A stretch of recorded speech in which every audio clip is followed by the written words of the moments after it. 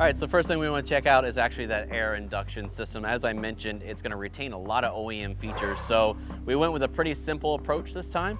So you're going to get this very large high flow intake. So this is a massive upgrade from the stock filter. I mean, you're going to get a lot more induction noise, as well as just that improved breath of the engine, especially with these EcoBoot platforms.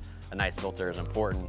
Again, it retains all the OEM water fording, so you're not gonna, so this thing can actually get a little wet and you're gonna be okay. Okay, and then we're retaining the OEM air box, but we're giving you a new lid with a simple window there, that way you can see the filter as it ages, so that you know if it's dirty or not, it needs to be replaced. And then you're gonna put our Roush badge right there. And that's pretty much it. This is gonna be a super quick install, probably 20 minutes or less.